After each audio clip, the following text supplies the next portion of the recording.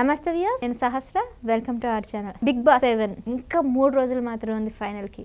ఈ సండే కల్లా final winner ఎవరు అనేది మనందరికీ తెలిసిపోతుంది. ఎంతో ఉత్కంఠగా సాగుతున్న ఈ కార్యక్రమంలో చాలా మంది స్పై బ్యాచా లేదంటే పా బ్యాచా, ఇద్దరిట్లో ఎవరు వస్తున్నారా అనే దాని మీద ఎదురు చూస్తున్నారు. మరి కిరణ్ గారితో ఈరోజు మాట్లాడి ఎవరు వస్తున్నారు, ఫైనల్లో ఎవరు కప్పు గెలుస్తున్నారు, ఎవరు రన్నర్ గా ఉండబోతున్న అంశం మీద తనతో డిస్కస్ చేద్దాం. నమస్తే.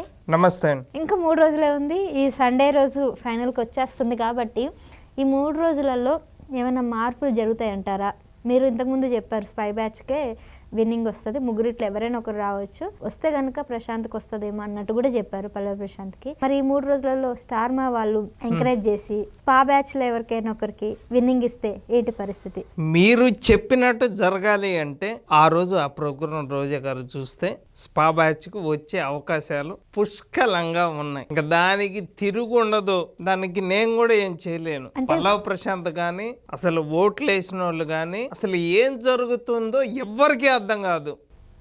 పాదం వచ్చేసి లేదు స్పా బ్యాచ్కి కప్పు వచ్చిద్ది అని ఒక్క మాట రోజా గనక మాట కానీ అక్కడ పాదం కానీ పెట్టింది అంటే హఠాష్. స్పై బ్యాచ్ కి మర్చిపోయారు. స్పై బ్యాచ్ గెలవాలి. స్పై బ్యాచ్ కి యాక్చువల్ గా స్పై బ్యాచ్ కి గెలవాలి, కానీ రోజా అడుగు పెడితే స్పై బ్యాచ్ గెలిచిద్ది అంటది. స్పై బ్యాచ్ గెలవదాడ, స్పా బ్యాచ్ కప్పు వచ్చింది. ఎవ్వరికి ఏం అర్థం కాదు.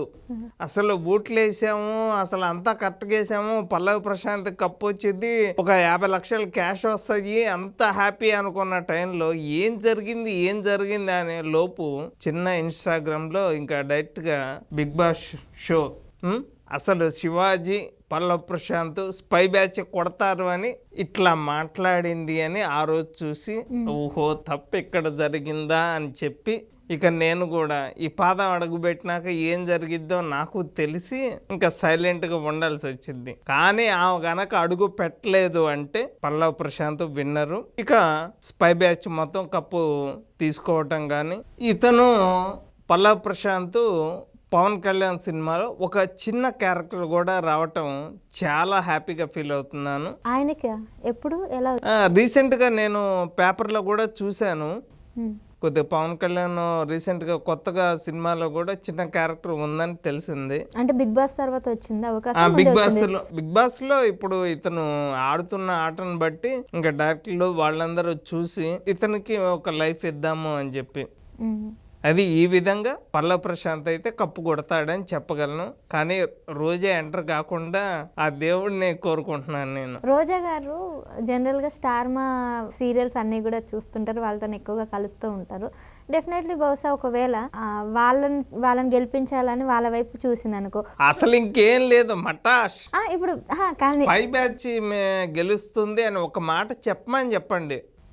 మీరు రిక్వెస్ట్ చేస్తారు లేకపోతే మాటి వాళ్ళతో చెప్తారేమో కానీ రోజే గనక చూసి స్పై బ్యాచ్ గెలుస్తుంది అని ఒక మాట చెప్పింది అంటే ఇంకా సైలెంట్ గా నేను ఇక బిగ్ బాస్ మీద వీడియోలు కూడా నేను చేయను. ఎందుకంటే నా పరిస్థితి నాకు తెలుసు కాబట్టి ఆ పాదం గురించి కానీ ఐరన్ టంగ్ ఇంకా నేను ఏమీ మాట్లాడలేని పరిస్థితి. ఇప్పుడు ఆవిడ స్పై బ్యాచ్ గురించి మాట్లాడకపోవచ్చు, ఎందుకంటే వాళ్ళ గురించి పెద్దగా తెలియదు. కానీ సీరియల్ వాళ్ళందరికి కూడా తనకు తెలిసి ఉంటది స్టార్ మా వాళ్ళతో. స్పా బ్యాచ్ లో ఉన్న వాళ్ళని ఎవరినైనా గెలవాలి, అమర్దీప్ లేదంటే ఇంకా అర్జున్ ఎవరో గెలవాలని ఆ టైంలో టీవీ చూసి క్లాప్స్ కొడితే నేను ఎవరికైతే ఓడిపోవాలి అనుకుంటున్నానో వాళ్ళు గెలవాలి అని చెప్తే వాళ్ళు ఓడిపోతారని ఆమెకి తెలుసు.